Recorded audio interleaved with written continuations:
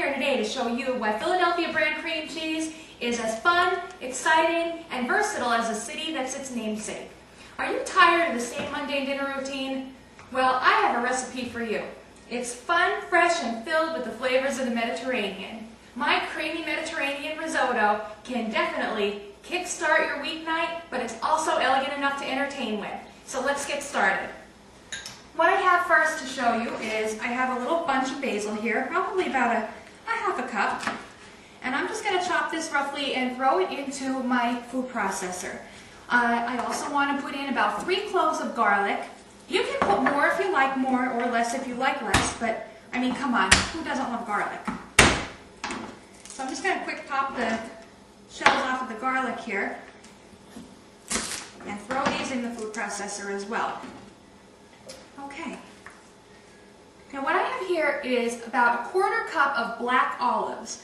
You can use all green if you like, all black if you like. Kalamata would work well here too. It's really dependent on your flavors and what your family likes, but I like to do a little bit of both. So I'm going to put in a 1/4 cup of black olives that I've already chopped. I'm going to do the same with some green manzanilla olives. Now these ones are the ones that have pimento in the middle of them. They're stuffed with pimento.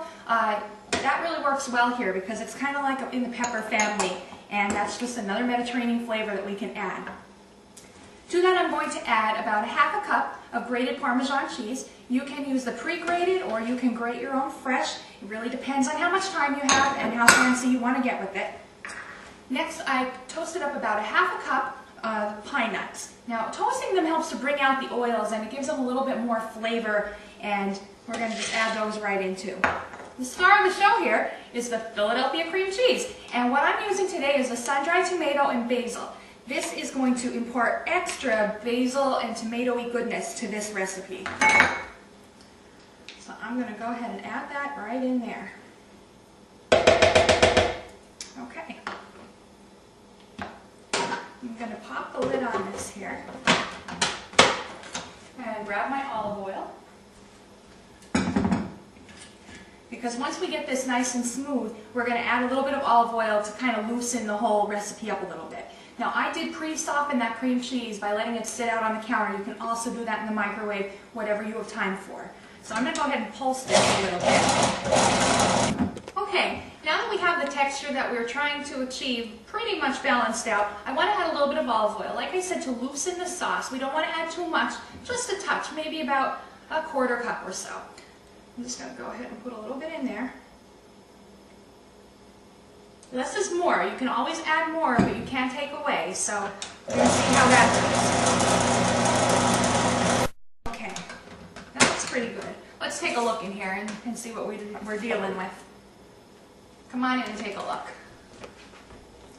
Okay, you see we have a nice kind of a paste consistency going on. That will actually loosen up more with the heat of the risotto. So we're going to show you now how you make the risotto. Please don't be intimidated by this. People think risotto is hard to make. It's actually quite easy, and I think that you will enjoy the process. And once you get to make risotto, you'll see that there's 100 different ways you can make it. So come on over and let's take a look at the risotto. Okay, so we're off to making risotto now. What I've done here is I melted about 2 tablespoons of butter along with 2 tablespoons of extra virgin olive oil. So I'm going to go ahead and add that in here, and I'm going to stir it really well. I'm stirring it to coat all of the grains of this arborio rice with the butter and the oil. Arborio rice is actually a rice that comes from Italy, and it is perfect because of the amount of starch in here to make risotto. It makes a nice, creamy, a little bit different than a regular rice, and that's the texture we're looking for here. Okay, so we have this on medium heat, and we want to watch it very carefully. We don't want it to burn, but we do want to toast the kernels, and we'll make them taste nutty and full of flavor, and that's what we're going to be looking for. So we're going to go ahead and let this toast up, and then I'll show you the next photo is nice and toasty. I'd like you to take a look and see how we have some nice brown color on the grains here. That, like I said, will bring out the nutty flavor of the risotto. So what we're going to do next is we're going to start to add the broth. You will need about 3 cups of chicken stock for this. You can make your own stock. If you have the time, go right ahead. But I find that the one that comes in a box from the store works just fine as long as it's a good quality one.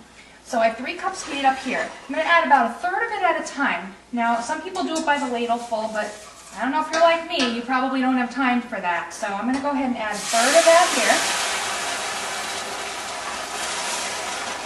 And we've got a nice sizzle going on there. Okay, that's boiling nicely. That's going to start to calm down. And what I'm going to do is I'm going to calm down by just hanging out here and stirring my risotto. My main goal right now is to keep this moving. So I'm going to do that, and then I'm going to add another third of the chicken stock once this is all absorbed, and then I'm going to do it one more time. So all in all, we'll have all 3 cups incorporated, 1 cup at a time. So I'm going to hang out here and stir it, and then I'll show you what that looks like when we're already there, okay? Risotto is all ready to go. I want you to take a look at this and see how creamy it is. Like I said, we didn't add any cream, we just added chicken stock here, and it has a nice creamy texture because of all the starches in it. So let's take a look at that. Okay, looks really good. So I'm going to turn the heat down now on this, just to low, and I'm going to come back over to the sauce. Okay, so the sauce looks really good so far. This is kind of a combination between an olive tapenade, a Parmesan cream sauce, and a basil pesto.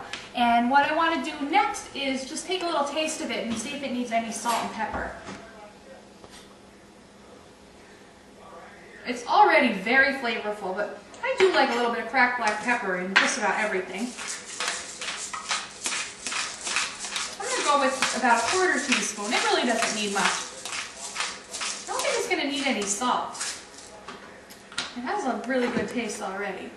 I'm just going to stir this in. I'm not going to go ahead and blend it again.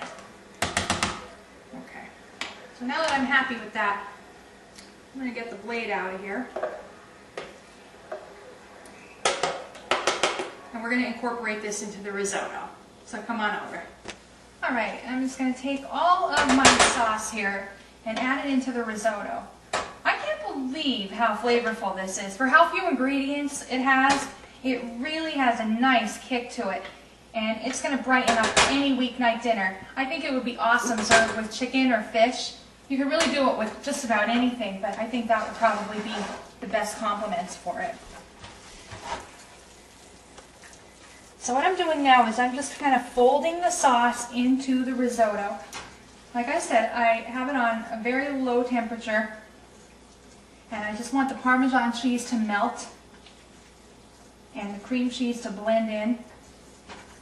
And it has a lot of really pretty colors in it, but I'm not done. I'm going to add a little bit more color from some sun-dried tomatoes that I chopped up already. I'm going to add about a 1/2 cup of sun-dried tomatoes, and this will just reflect the cream cheese's sun-dried tomato flavor and add a nice pop of color. Okay, this looks awesome. So I think that we're just about ready to plate it. So come on over and let's do that now. Okay, just to make this look really festive and fun if you're serving it for a dinner party, I'm going to do something that's a little bit interesting, but you can serve this in a bowl and everyone will be equally impressed.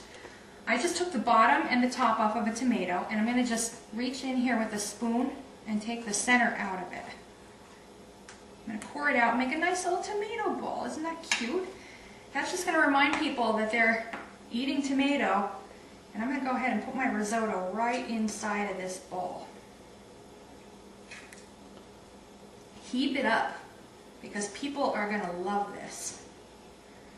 Okay. Now I have some food in the oven that is just waiting for a delicious side dish. I'm going to grab that for you guys. Okay, and I did some nice roasted fish, a nice green bean bundle, and my risotto that I'm going to garnish with a few more of these pine nuts. I'm going to sprinkle a couple of these on the plate too, just to make it look really fancy. That's it. I mean, look at this dinner, and this took me no time at all. I mean, you throw the fish in the oven, throw the green beans in the steamer, and make your risotto. It's healthy, it's flavorful, and it is just basically everything that you want for dinner. So, I am so glad that you can join me today, and I hope to see you in Savannah.